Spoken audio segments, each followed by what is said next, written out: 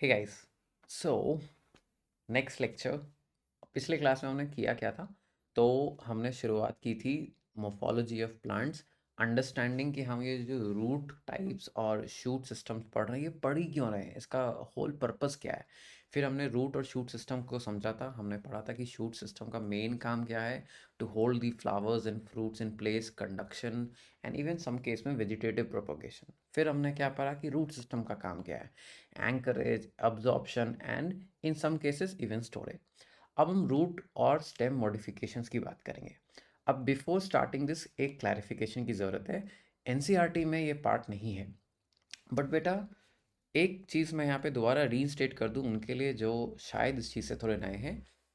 NEET is conducted by NTA, national testing agency. तो NTA का syllabus supersedes the NCERT. Of course NTA का जो syllabus है उसका रेलेवेंट नीट थिंग से हमें पढ़ना है।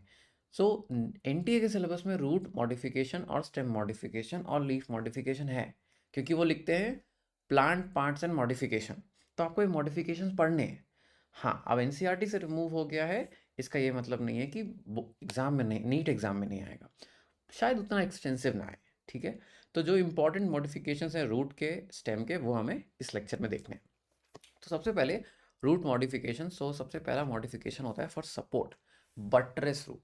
अब बट्रेस रूट का काम क्या होता है? देखो ये मेन स्टेम था आपका, this is the main stem right here. अब कभी कभी जो मेन स्टेम है, अब आप खुद ही इमेजिन कर सकते हो कि ये जो एक ट्री आपको कॉटन का है जो आपको दिख रहा है इस पूरे पार्क में, विच हैज़ ह्यूज ब्रांचेस, इतने ब्रांचेस को सपोर्ट कहाँ से मिलेगा? So for that you have the buttress root. ये जो रूट्स होते हैं ना, दीज आर बट्रेस रूट्स। ये थोड़ा एक्स्ट्रा सपोर्ट देते हैं। पुराने ज़माने में बिल्डिंग्स को भी ऐसे सपोर्ट दिया करते थे, इसलिए नाम वहाँ से आया बट्रेस रूट। अब स्टोरेज रूट। स्टोरेज रूट का example is turnip. Turnip is आ के का ये जो swollen पार्ट है, that you can see right here, this is the but storage root of turnip. अब अलग अलग स्टोरेज रूट के अलग अलग शेप्स होते हैं। If you remember carrot, then carrot का शेप कुछ ऐसा है। तो पहले क्या होता था, शेप्स भी याद रखने होते थे, अब उसकी कोई ज़रूरत नहीं है। But you should remember carrot, turnip, these are examples of storage roots. तीसरे टाइप ऑफ रूट्स होते हैं स्टिल्ट रूट्स। अब स्टिल्ट रूट्स बड़े दिलचस्प हैं। अब ये कहाँ से निकलेंगे? दे arise from the lower nodes of the stem in मेज। अब ये एक आपके पास मेज प्लांट है, तो ये था आपका स्टेम का लोअर नोड, और यहाँ से जो है आपका स्टिल्ट रूट शुरू हुआ। ये क्या करते हैं? वंस अगेन बटरस रूट की तरह ही थोड़ी ज़्यादा स्टेबिलिटी प्रोवाइड कर देते हैं। ठीक है, स्ट्रेंथ प्रोवाइड कर देते हैं प्लांट को खड़े रहने में। So buttress root support, storage root storage करेगा, स्टिल्ट रूट भी वंस अगेन सपोर्ट करेगा। अब एक प्रॉप या एरियल रूट्स देख लेते हैं। ये प्रॉप या एरियल रूट्स एडवेंटिशियस रूट्स हैं। ये कहाँ से निकल रहे हैं? ये आपके स्टेम के ब्रांचेस से निकल रहे हैं। Once again it gives support to the whole canopy. ये जो प्लांट का ऊपर वाला पार्ट होता है ना, स्प्रेड वाला पार्ट, उसको कैनोपी कहते हैं। उस कैनोपी को सपोर्ट देने के लिए ये प्रॉप रूट्स या एरियल रूट्स होते हैं। बनियन ट्री में बहुत ईजिली आपको दिख जाएंगे। ठीक है, तो this is example of prop या एरियल रूट्स। अब एक लास्ट एग्जाम्पल जो कि बहुत बार पूछा जा चुका है, विच इज न्यूमैटोफोर। अब न्यूमैटोफोर क्या है? न्यूमैटोफोर ब्रीदिंग रूट्स होते हैं। जो आपके ऐसे प्लांट्स होते हैं जो सबमर्ज्ड होते हैं वाटर में या मडी वाटर में, उन रूट्स के लिए ब्रीद करना ऑक्सीजन इज़ वेरी डिफरेंट। देखो रूट भी तो लिविंग स्ट्रक्चर है ना, लिविंग स्ट्रक्चर है तो मेटाबॉलिज्म करेगा, मेटाबॉलिज्म करेगा तो ऑक्सीजन की ज़रूरत होगी। अब रूट्स जब सॉइल के अंदर होते हैं तो सॉइल के पार्टिकल के स्पेसेस के बीच में क्या होता है? एयर प्रेजेंट है, उस एयर से उन्हें ऑक्सीजन मिल जाता है, तो काम चल जाता है उनका। बट अगर ऑक्सीजन प्रेजेंट नहीं है, क्यों प्रेजेंट नहीं होगा?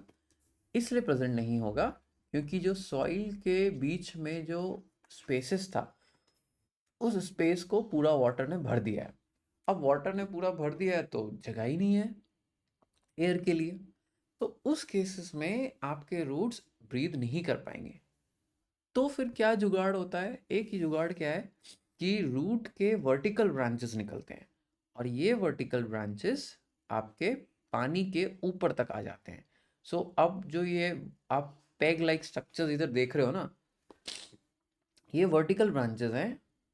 इन्हीं वर्टिकल ब्रांचेस वाले रूट्स को निमेटोफोर कहते हैं। अब ये मैंग्रोव्स में पाया जाता है, एक नाम जो आपको याद रखना है, that is Rhizophora. Rhizophora is another plant जहाँ जहाँ आपको निमेटोफोर्स मिलते हैं, ठीक है। और इनके कॉर्टेक्स में बहुत सारा एरेनकाइमा है। एरेनकाइमा आपने अभी नहीं पढ़ा है, एनाटॉमी में पढ़ेंगे। एक तरह का पेरेनकाइमेटस टिश्यू होता है जिसके अंदर एयर स्पेसेस होते हैं, ठीक है। तो इनके कॉर्टेक्स में, इनके ग्राउंड टिश्यू के अंदर एरेनकाइमा टिश्यू होता है जिसमें काफ़ी सारी हवा ट्रैप होकर स्टोर हो सकती है, सो दैट इनके रूट सेल्स को हमेशा से ऑक्सीजन मिलते रहे। So this is the example of modifications of root. अब देखो, इतना तो आपको जानना ज़रूरी है। इसके अलावा एक आध एग्जाम्पल और थोड़ा पता होना चाहिए, वाई कि कभी पूछ लिया तो, ठीक है। अब एपीफाइटिक रूट्स, एपी का मतलब होता है ऊपर, अबव। फाइटिक बोले तो phyta means plant, Thallophyta, bryophyta, phyta बोले तो प्लांट्स। तो कुछ ऐसे प्लांट्स होते हैं जो दूसरे प्लांट्स के ऊपर रहते हैं। There are plants which grow upon another plant. अब जब वो दूसरे प्लांट के ऊपर ग्रो हो रहे हैं तो ज़रूरी नहीं है कि वो पैरासिटिक है। पैरासाइटिक प्लांट्स भी होते हैं, एग्जाम्पल होता है कस्क्यूटा।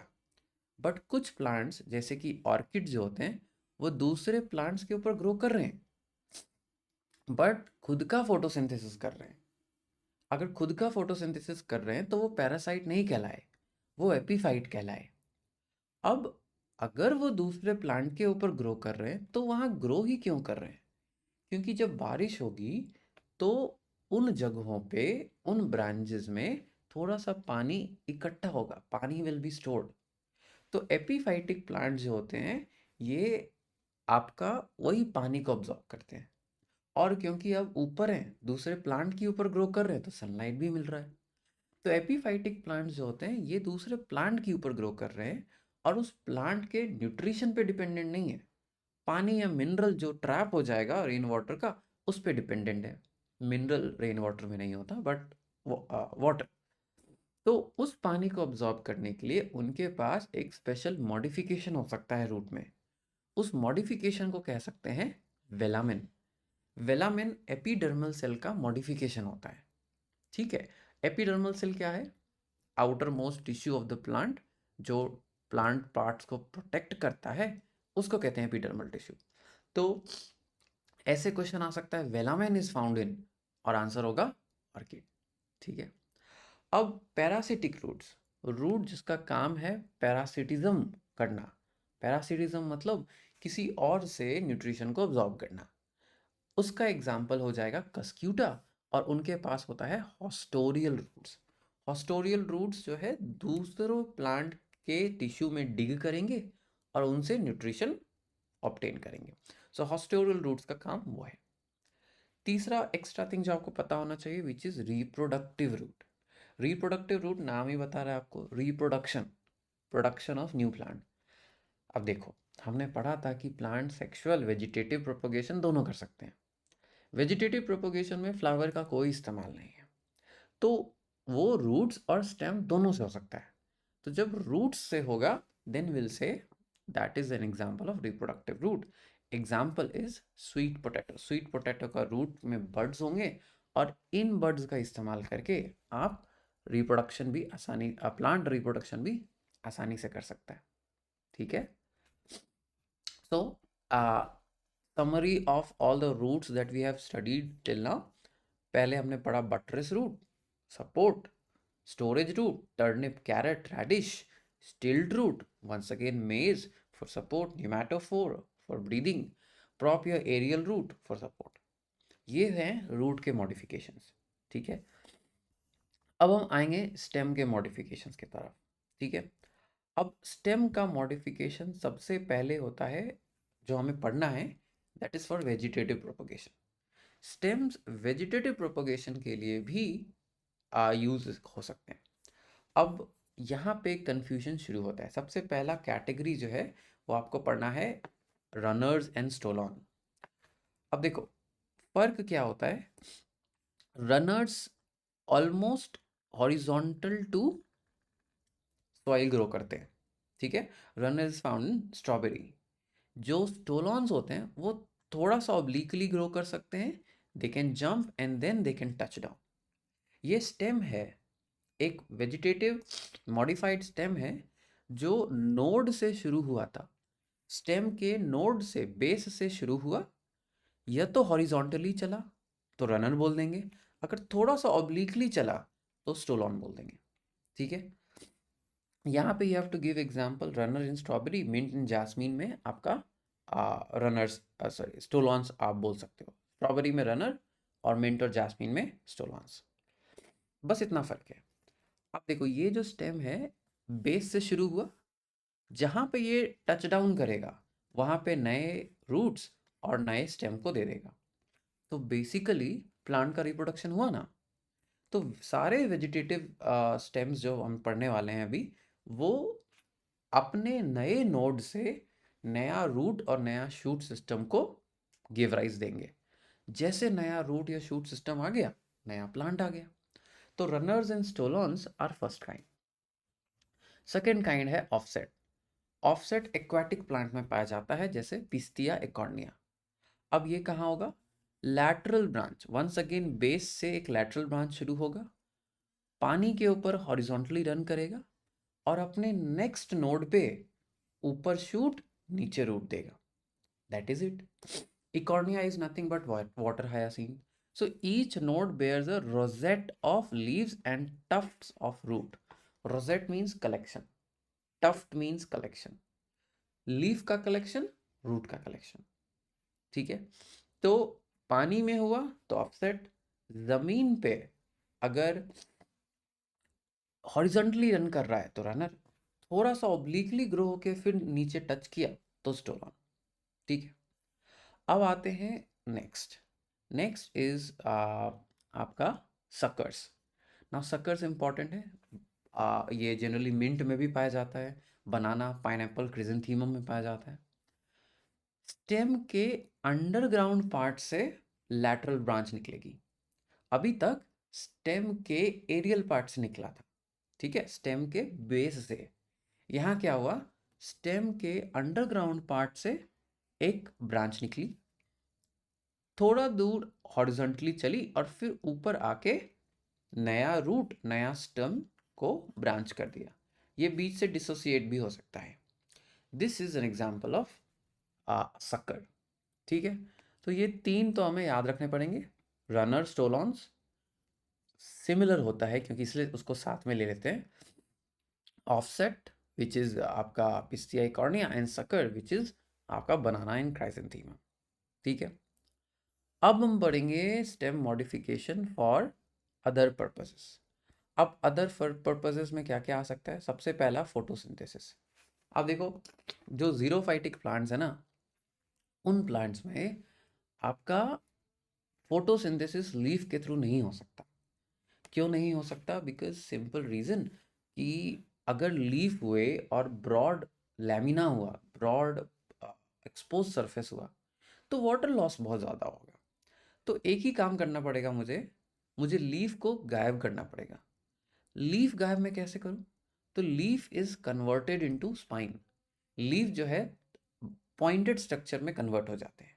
अब पॉइंटेड स्ट्रक्चर का तो सरफेस एरिया है नहीं, तो ट्रांसपिरेशनल लॉस, वाटर का loss through heating is gone. अब अगर लीफ को आपने स्पाइन में कन्वर्ट कर दिया तो फोटोसिंथेसिस कहाँ से होगा। तो फोटोसिंथेसिस करने के लिए आपके स्टेम मॉडिफाई हो सकते हैं। तो मॉडिफाइड फ्लैटेंड स्टेम को हम कहते हैं cladode. So modified flattened stem is called cladode, जो आपका ओपुंशिया में पाया जाता है। कभी कभी आपके जो स्टेम्स हैं वो सिलिंड्रिकल भी हो सकते हैं। अब फ्लैशी सिलिंड्रिकल सेल्स स्टेम हुआ तो एग्जाम्पल हो जाएगा यूफोर्बिया। अब जब ऐसा होता है तो वो स्टोरेज के लिए होता है। क्या स्टोर करेगा, वाटर या फूड, दोनों में से कुछ भी स्टोर कर सकता है। So flattened stem opuntia, cylindrical storage stem which is euphorbia. अब इस सिलिंड्रिकल स्टोरेज स्टेम को सक्यूलेंट भी कहते हैं। आजकल सक्यूलेंट बोल के नहीं पूछते, but they could ask you. If it is, then you should know कि सक्यूलेंट क्या है, क्लेडोड क्या है। अब इतना हमने कर लिया। अब हम चलते हैं नेक्स्ट कैटेगरी में। नेक्स्ट कैटेगरी है हमारा प्रोटेक्शन फ्रॉम एनिमल्स। अब देखो, प्लांट्स ग्रीन होते हैं, यानी कि एनिमल्स उनको खाने आएंगे। अब एनिमल्स उनको खाने आएंगे तो जाहिर सा बात है उनको प्रोटेक्शन चाहिए। तो प्रोटेक्शन के लिए जब थॉर्न्स आते हैं तब हम उनको प्रोटेक्शन के लिए इस्तेमाल कर सकते हैं। अब थॉर्न जब भी आएगा बेटा तो वो एक्सिलरी बड से आएगा। देखो एक चीज़ आपको याद रखना है, लीफ भी स्पाइन फॉर्म कर सकता है और स्टेम भी स्पाइन फॉर्म करेगा। बट जब stem thorn form pointed structure form करेगा उसको थॉर्न कहते हैं। लीफ अगर पॉइंटेड स्ट्रक्चर फॉर्म करा तो उसको स्पाइन कहेंगे। स्टेम का जो थॉर्न है वो मोस्ट लाइकली एक्सिलरी बर्ड से निकलेगा। एक्सिलरी बर्ड क्या कहते हैं? एक्सिलरी बर्ड मतलब जो आपके एक्सिल में हो। देखो इस पिक्चर में ये मेन स्टेम है, ये उसका ब्रांच है, तो ये हुआ इसका एक्सिल, और एक्सिल से थॉर्न निकला हुआ है। जहां भी एक्सिल से थॉर्न निकला इसका मतलब वो स्टेम का मॉडिफिकेशन है, तो हम बोल देंगे कि भाई ये तो स्टेम का थॉर्न है। ठीक है। वुडी हो सकता है, नॉन वुडी भी कभी कभी होता है, स्ट्रेट हो सकता है, कर्व्ड हो सकता है, राइट। सो एग्जाम्पल हो जाएगा आपका साइट्रस और bougainvillea. So these are two examples that you should remember, citrus और bougainvillea, they are examples of axillary bud. अब sorry, thorns produced by the axillary bud.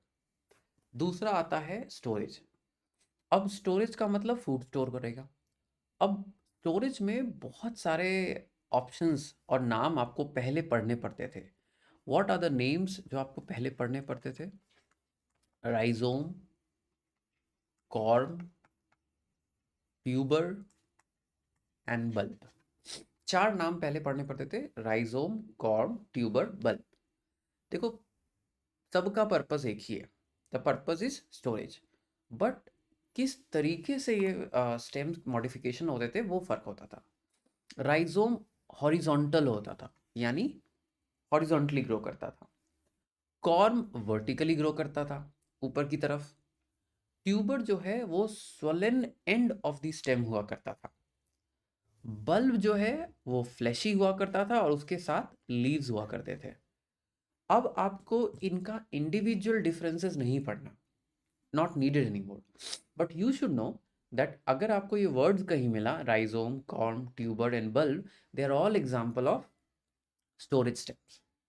अब पोटैटो का अगर मैं एग्जाम्पल लूँ तो potato is an example of a tuber.